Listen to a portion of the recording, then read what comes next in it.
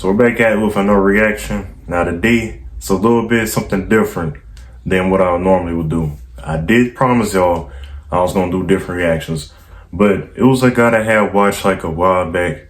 Just trying to remember his name, but I just ended up forgetting. That's like before I did my reactions on this channel. And he used to like debate these feminists behind, like sitting behind a table, and it was funny, but now I remember his name. His name is Charlie Kirk. So we're gonna go ahead and react to it. Is a woman almost dies after learning what accountability is. Let's go ahead and react to it. So one thing I want to start off with is, why does your opinion trump over any other people's opinion? Right, so do you believe that there is a truth out there? Everything is subjective, but there is a right or wrong morally, especially when you're in a cultured society that is based off a set of standards and norms that we act on and we act as. So everything is subjective. So is it objectively true you and I are having a conversation right now? Yes. So that's not subjective. That's not everything is subjective. So why do you believe morals? Okay. Right, so something is objective. Yes, but why do you believe your subjective opinion trumps over other people's opinion? Well, let me ask you another question. I'll tell you, I will answer. Please don't interrupt me. Let me finish my sentence. I do not want to hear it. You think that your opinion is over other people's opinions. You think you were right subjectively. Okay. It's right or wrong. Okay, is murder wrong? Yes, of course. Well then, abortion should not be in every case. Answer. What constitutes a human? Deoxyribonucleic acid and but to me, a human would be someone with a consciousness who is alive in this world. So guess what? You're wrong. So that's fine. You're wrong, because I think that's right and you think that's right. Prove it wrong. Okay, that's just your own reasoning. What is the definition of human being? Oh my goodness. The creation of DNA that will never exist again, and a soul goes into that moment. I don't expect you guys. What's a soul? The soul. What's a soul?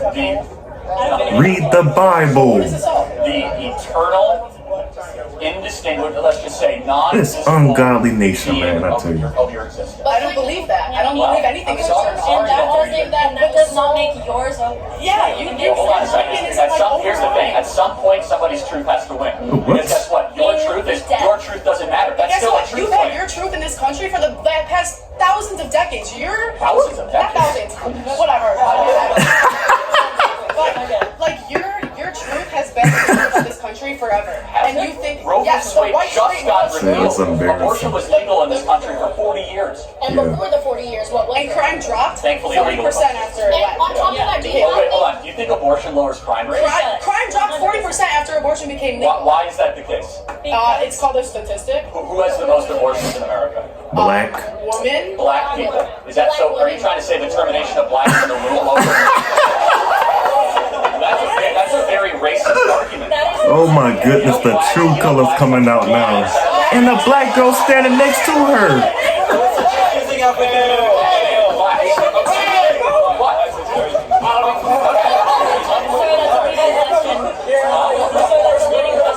You guys can come up and talk. Yeah, it's like 95 degrees out here, man. So, yes, sir. That's a racist. No, you're the racist. You're the says that abortion lowers crime rates and blacks have the most abortions in the country. Yes. Not name calling. Wait, is it not Black Lives Matter or is it African American Lives Matter? Oh, really? You can't have it both ways. So I say blacks. Okay. Bruh. Okay, not too much intro. Do you believe that you have some sort of privilege that skews your view on other people's lives? Because personally, I don't believe you could step in my shoes as a black woman and relate and understand the things. So I feel like it's not fair for you to choose what I get to do with my life because I am a black woman in a white society. Well, what does being black have to do with truth? Because there are different things that we White experience. society, My man. truth might not be like What, you get into college easier than I do? What? Ooh. Yes, you get jobs and internships that white kids don't get. Poor white people. You have entire movements dedicated to your race. We're so okay. It starts to get right. Do you not believe in racism? Well, of course racism exists. The Democrat Party is still alive and well. Do you think he's racist against white people? All the time. Listen to this man preach, man. And Asians as well. And Asians, that's right. So I do have a question in that sense. If affirmative action is racism, why are most colleges predominantly white? Why are they most predominantly white? Why are most colleges, public colleges, are predominantly white? We're a majority white country. You realize that, right? So colleges are the depiction of the nation. Man, you got some weak men And out there, actually, man. blacks on campus are disproportionate more than their population in certain areas, in certain campuses than their population because of affirmative action. In HBCUs? Is that what Certain campuses. Are you talking about HBCUs? So let me just ask a more broad philosophical question. Why does skin color matter at all? Why Right. should we care about it? Because of the society we live in. Because of the society You're dismissing anything that has ever happened to someone of Let color me ask by you a saying question. that. What can you do, or what can I do that you can't do? What law? Right. Affirmative action is lowering of test standards and quota for a quota. No, it's not. It's the way it works. It's the way it works. I'm not going to entertain fallacies. Why? Just let him talk. We have to hear your fallacies. Why does skin color matter? I believe skin color matters because of the society we are in. And I guess it goes into critical race theory. Yes, it is. Because of the society we have lived in, race is a factor. If from the beginning of time, race wasn't a factor, And then and there was never anybody who was a I'll say it because of after their race, I feel like it would not play a part in anything that we do. But because literally less They were interrupting you. I was. you believe in black on black crime? Do I believe in black on black crime? Yeah, it's abundant. Yeah. Explain. Yeah, it's the number one cause of death in many black communities. I mean, I'm just being honest. Like, Unless you agree with him on that point. Back to our previous argument that was interrupted. So in the sense of, well, like I was saying, you don't believe like because of the history and because races have been oppressed, you don't believe like race plays a part in things, and you don't believe like. no, that's not true. So, you know who Thomas Sowell is? You know who Thomas Sowell is? Yeah. I really encourage you to look. Thomas Sowell's great. He's one of the best black economists in the 20th century. Grew up in Harlem, and he's done the best research in the 1940s, 1950s, and 60s. I started doing reactions to him And too. essentially, his argument is that black America was experiencing a renaissance in the 50s and 60s, despite discrimination. Yes. Now, the one part that I would agree with, But however, it's not the black community as a whole; it's Harlem black community. there were Chicago too, but let's pretend you're right. Okay?